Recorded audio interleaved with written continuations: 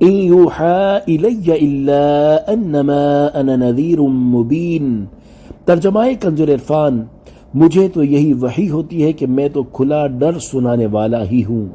تفسیر صراط الجنان، اس آیت کا ایک معنی یہ ہے کہ میری طرف جو غیبی امور کی وحی کی جاتی ہے، جن میں عالم بالا کی خبریں بھی شامل ہیں، وہ اس لیے ہے تاکہ میں اللہ تعالیٰ کی طرف سے لوگوں کو کھلا ڈر سناؤں۔ دوسرا معنی یہ ہے کہ مجھے صرف اس چیز کا حکم دیا گیا ہے کہ میں عذاب الہی کا کھلا ڈر سنا دوں اور خدا کا پیغام پہنچا دوں، اس کے علاوہ اور کسی چیز کا مجھے حکم نہیں دیا گیا۔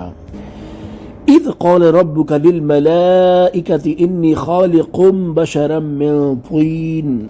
ترجمہ کنز العرفان، جب تمہارے رب نے فرشتوں سے فرمایا کہ میں مٹی سے انسان بنانے والا ہوں، فَإِذَا سَوَّيْتُهُ وَنَفَخْتُ فِيهِ مِن رُّوحِي فَقَعُوا لَهُ سَاجِدِينَ، پھر جب میں اسے ٹھیک بنا لوں اور اس میں اپنی خاص روح پھونکوں تو تم اس کے لیے سجدے میں پڑ جانا۔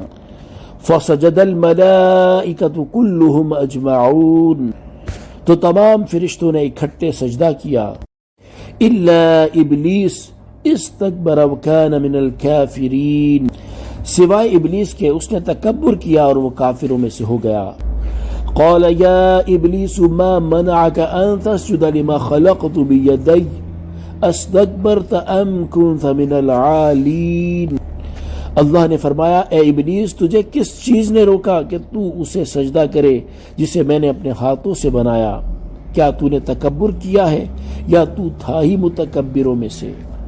قال انا خیر منه خلقتنی من نار وخلقته من طین، اس نے کہا میں اس سے بہتر ہوں، تو نے مجھے آگ سے بنایا اور اسے مٹی سے پیدا کیا۔ قال فاخرج منها فإنك رجیم، اللہ نے فرمایا تو جنت سے نکل جا کہ بے شک تو دھتکارا ہوا ہے۔ وَإِنَّ عَلَيْكَ لَعْنَتِي إِلَى يَوْمِ الدِّينِ، اور بے شک قیامت تک تجھ پر میری لعنت ہے۔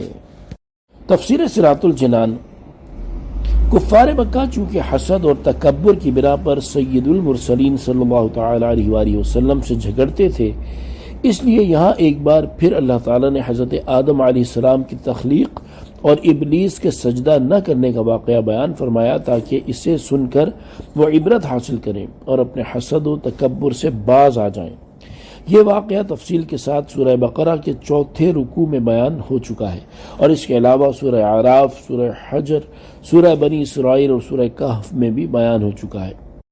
ان آیات کا خلاصہ یہ ہے کہ اللہ تعالیٰ نے فرشتوں سے فرمایا کہ میں مٹی سے حضرت آدم علیہ السلام کو پیدا کروں گا، پھر جب میں اس کی پیدائش مکمل کر دوں اور اس میں اپنی خاص روح پھونک کر اسے زندگی عطا کر دوں تو تم اس کے لیے سجدے میں چلے جانا۔ جب حضرت آدم علیہ السلام کی تخلیق کے مراحل مکمل ہوئے تو اللہ تعالیٰ کے حکم سے تمام فرشتوں نے اکٹھے سجدہ کیا، لیکن ابلیس نے سجدہ نہ کیا، اس نے تکبر کیا اور وہ اللہ تعالیٰ کے علم میں کافروں میں ہی سے تھا۔ اللہ تعالیٰ نے فرمایا اے ابلیس، تجھے اس آدم علیہ السلام کو سجدہ کرنے سے کس چیز نے روکا جسے میں نے اپنے ہاتھوں سے بنایا؟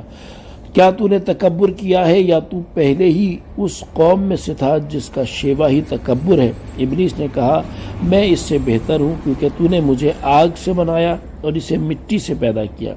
اس سے ابلیس کی مراد یہ تھی کہ اگر حضرت آدم علیہ السلام آگ سے پیدا کیے جاتے اور میرے برابر بھی ہوتے جب بھی میں انہیں سجدہ نہ کرتا، کہ جائے کہ ان سے بہتر ہو کر سجدہ کروں۔ اللہ تعالیٰ نے فرمایا تو جنت سے نکل جا کہ بے شک تو اپنی سرکشی، نافرمانی اور تکبر کے باعث دھتکارا ہوا ہے، اور بے شک قیامت تک تجھ پر میری لعنت ہے، اور قیامت کے بعد لعنت بھی اور طرح طرح کے عذاب بھی ہیں۔ پھر اللہ تعالیٰ نے اس کی صورت بدل دی، وہ پہلے حسین تھا، بد شکل روسیہ کر دیا گیا اور اس کی نورانیت سلب کر لی گئی۔ صلو علی الحبیب صلی اللہ تعالی علی محمد صلی اللہ تعالی علیہ وآلہ وسلم۔